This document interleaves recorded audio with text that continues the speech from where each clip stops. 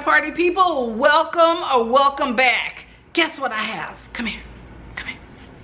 I have a library haul. Yay! Okay, I went to the library and I went a little bit nuts, but you know what? That's okay. We're all entitled to do that every now and then. And I have some books for you. Let me see what I got. 1, 2, 3, 4, 5, 6, 7, 8. I have 8 books and I'm excited to share them with you. Some I've actually already read, so let's get to it. The first book I got is My Lady's Choosing. Now, this is an interactive romance novel. Now, the reason I got this is because I wanted to see what a interactive novel was about, not necessarily because I plan to read this.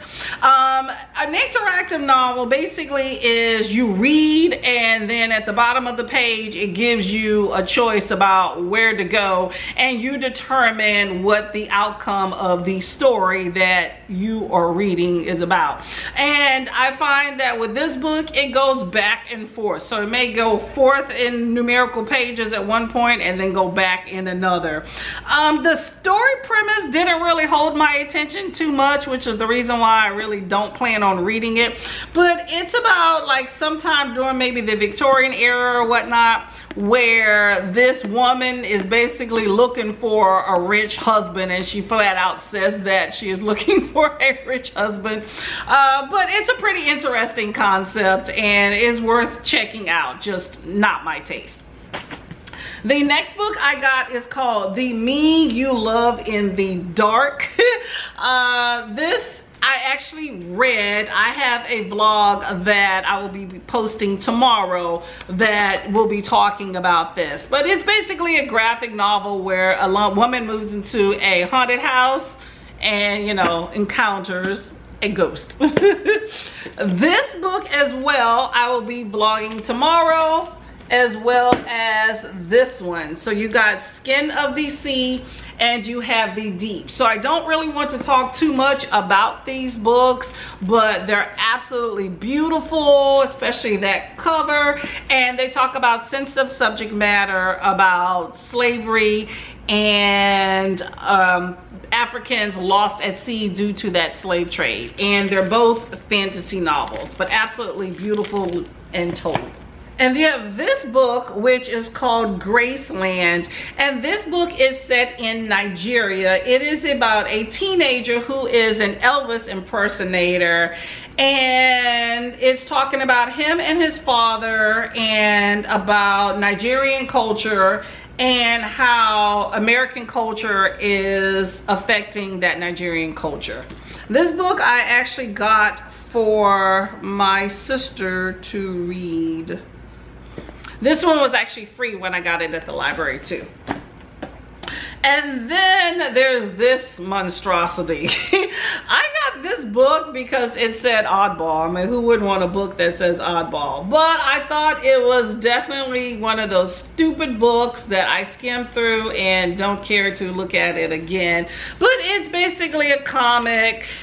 It talks about millennial culture. Maybe because I'm not a millennial, I just thought it was dumb and stupid and presents a lot of very abstract concepts that don't make any sense to me, and I didn't like it at all. Next you have The Night Circus. Now I got the large print edition, which is why this book is heavy and thick. But this is about a circus that comes to town, but it only operates at night. And you have this fierce competition between 2 of the young musicians. And then it says, true love or not, games must play out and fates of everyone involved hang in the balance. So we shall see what that's about. Then I have Nettle and Bone. I know you've heard of this one.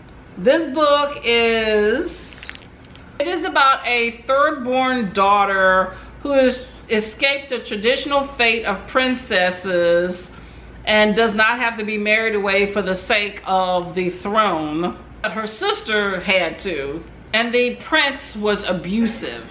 So you have this girl who is looking to save her sister and topple the throne. So it sounds pretty good, and for such a small book, it has a pretty big plot, so I'm looking forward to it. I've heard a lot of good things about that book. The last book I got is Book of Night by Holly Black. And I know y'all probably heard of this book. It's been all over the internet, which is the reason why I picked it up.